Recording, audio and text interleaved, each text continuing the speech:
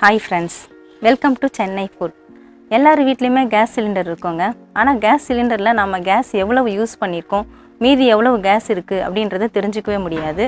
ஆனால் ஒரு சிம்பிளான மெத்தடை யூஸ் பண்ணி எவ்வளவு கேஸ் சிலிண்டரில் இருக்குது அப்படின்றத நம்ம தெரிஞ்சுக்க போகிறோம். இன்றைக்கி வீடியோவில் அதான் பார்க்க போகிறோம். வாங்க பார்க்கலாம். நம்ம வீட்டில் கேஸ் காலி ஆகிடுச்சுன்னா ஃபுல் சிலிண்டருக்கு ரெகுலேட்டரை எப்படி மாற்றுறது, கேஸ் ரெகுலேட்டர் அப்படின்னு தான் பார்க்க போகிறோம். நிறைய பேருக்கு வந்து ரெகுலேட்டரை மாற்றுறது வந்து தெரியாதவங்க தெரிஞ்சுக்கிறதுக்காக தான் நான் இந்த வீடியோவில் சொல்கிறேன். நீங்கள் ரெகுலேட்டரை மாற்றுறதுக்கு முன்னாடி நம்ம சிலிண்டரில் இருக்கிற இந்த கேஸ் மூடியை ஓப்பன் பண்ணணும். நிறைய பேர் வந்து மூடியை அப்படியே கொடுத்து ப்ரெஸ்ஸிங் கொடுத்துலாம் ஓப்பன் பண்ணுவாங்க. அந்த மாதிரி ஓப்பன் பண்ணக்கூடாது. இந்த மூடியோடு சேர்ந்து ஒரு ரோப் வரும் பாருங்கள். இந்த ரோப்பை பிடிச்சிட்டு நம்ம லைட்டாக இப்படி இழுக்கணும். இழுத்தோடனே இந்த பின்னு கொஞ்சம் கொஞ்சமாக வெளியே வர ஆரம்பிக்கும். இந்த மாதிரி லைட்டாக நீங்கள் இழுத்திங்கன்னா பாருங்கள், பின்னு வெளியே வருது. வெளியே வந்ததுக்கப்புறம் இப்படி லைட்டாக தூக்குனாலே மூடி ஓப்பன் ஆகிடும். அவ்வளோதான். இதை மாதிரி ஈஸியாக ஓப்பன் பண்ணிக்கலாம். மறுபடியும் நான் செஞ்சு காட்டுறேன் உங்களுக்கு.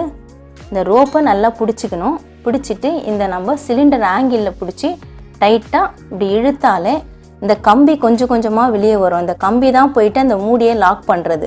இந்த கம்பி கொஞ்சம் வெளியே வந்த உடனே இந்த மூடி வந்து லூஸ் கொடுக்க ஆரம்பிச்சிடும். நம்ம லைட்டாக இப்படி தூக்கி விட்டாலே போகிறோம். இதுக்காக கஷ்டப்படவே வேண்டாம். தூக்கி விட்டாலே மூடி ஓப்பன் ஆகிடும். இந்த மூடியை அப்படியே இந்த ரோப்போடு சேர்த்து இதுலேயே அப்படியே சுற்றி விட்டுடலாம். மூடி வந்து நமக்கு மிஸ் ஆகாமல் அப்படியே இருக்கும். சிலிண்டர் நான் ஓப்பன் பண்ணிட்டேங்க. இப்போ ஓப்பனில் தான் இருக்குது. அடுத்ததான் நம்ம ரெகுலேட்டரை எப்படி ஃபிட் பண்ணுறதுன்னு பார்க்க போகிறோம். இந்த ரெகுலேட்டரில் பார்த்தீங்கன்னா 2 ஆப்ஷன் தான் இருக்குது. இது வந்து ஆஃபில் இருக்குது. எப்போவுமே நீங்கள் எம்டி சிலிண்டர்லேருந்து ரெகுலேட்டரை கழட்டுறதா இருந்தாலும் இந்த மாதிரி ஆஃபில் வச்சுட்டு தான் கழட்ட முடியும். பாருங்கள், ஆனில் வச்சுட்டா இது ப்ரெஸ்ஸிங் ஒர்க் ஆகாது.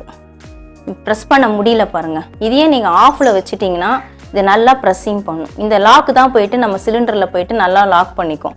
அதனால் நீங்கள் எப்போவுமே எம்டி சிலிண்டர்லேருந்து ரெகுலேட்டரை கழட்டும் பொழுது ஆஃபில் தான் வச்சுட்டு கழட்டணும். ஃபுல் சிலிண்டரில் ரெகுலேட்டரை ஃபிட் பண்ணும்பொழுதும் ஆஃபில் தான் வச்சு ஃபிட் பண்ணணும். ஆன் பண்ணிவிட்டு நம்ம யூஸ் பண்ணும்போது மட்டும்தான் ஆன் பண்ணிக்கணும். மற்றபடி சிலிண்டரில் மாற்றும் பொழுது எப்போவுமே நீங்கள் ஆஃபில் வச்சுட்டு ஃபிட் பண்ணணும். அதை நீங்கள் நல்லா மைண்டில் வச்சுக்கோங்க. இப்போ இதை எப்படி ஃபிட் பண்ண போகிறோன்னா, இப்போ ஆஃபில் தான் இருக்குது ரெகுலேட்டரு. இதை நல்லா இப்படி ப்ரெஸ்ஸிங் பண்ணி பிடிச்சிக்கணும்.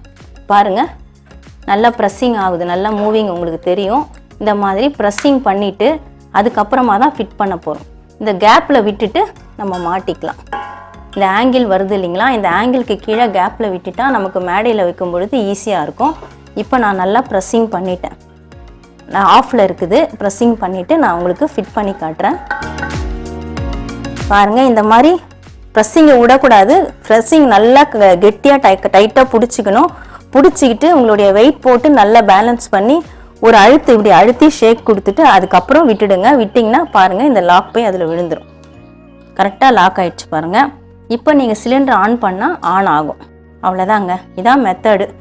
நம்ம எம்டி சிலிண்டர்லேருந்து கழட்டுறதுக்கும் இதே மெத்தடு தான். ஃபுல் சிலிண்டர்லேருந்து ரெகுலேட்டரை மாற்றுறதும் இதே மெத்தடு தான். நான் இப்போ உங்களுக்கு ரெகுலேட்டரை கழட்டி காட்டுறேன் பாருங்கள். இப்போ தூக்குனா கூட இந்த ரெகுலேட்டர் வராது. நல்லா டைட்டாக லாக் ஆகிடுச்சு. இப்போ நீங்கள் ரெகுலேட்டர் கழட்டுறதுனாலும் இதே மாதிரி ஆஃபில் வச்சுட்டு பாருங்கள், இந்த ப்ரெஸ்ஸிங் இதை பிடிச்சிட்டு இப்படி தூக்கிடணும். தூக்கிட்டு லைட்டாக ஷேக்கிங் கொடுத்தீங்கன்னா சிலிண்டர்லேருந்து ரெகுலேட்டர் வந்துடும். இந்த ஆஃபில் வைக்கிறதுனால சிலிண்டர்லேயும் க்ளோஸ் ஆகிடும். சிலிண்டர் வந்து ஓப்பனில் இருக்காது. அது சிலிண்டரில் இருக்கிற நாபும் க்ளோஸ் ஆகிடும். அதனால் ஆஃபில் வச்சுட்டு தான் எப்போவுமே கழட்டணும். ஆஃபில் வச்சுட்டு தான் மாட்டணும். இந்த ப்ரெஸ்ஸிங்கை டைட்டாக பிடிச்சிட்டு பண்ணணும். நம்ம வீட்டில் நம்ம சிலிண்டரை ஃபிட் பண்ணி யூஸ் பண்ணிகிட்ருப்போங்க. அதில் எவ்வளோ கேஸ் நம்ம யூஸ் பண்ணோம், மீதி எவ்வளோ கேஸ் இருக்குது அப்படின்றத ஒரு சிம்பிளான மெத்தடு மூலமா நம்ம கண்டுபிடிக்கலாங்க. அது என்னன்னு பார்த்தீங்கன்னா, ஒரு சின்ன டம்ளரில் நான் தண்ணி எடுத்திருக்கேன். காட்டன் துணி தான் எடுத்திருக்கேன். அதை நல்லா சுருட்டி வச்சுருக்கிறேன். இந்த தண்ணியில் நனைச்சிருங்க. தண்ணியெல்லாம் அந்த துணியில் வந்து உறிஞ்சிற அளவுக்கு நனைச்சிட்டு லைட்டாக புழிஞ்சிடலாம். இதில் நேராக ஒரு கோடு. அதே மாதிரி இந்த சிலிண்டரில். அவ்வளோதாங்க. கொஞ்சம் நேரம் வெயிட் பண்ணி பாருங்கள், உங்களுக்கே தெரியும். இது எம்டி சிலிண்டரு. இது நான் யூஸ் பண்ணுற சிலிண்டருங்க.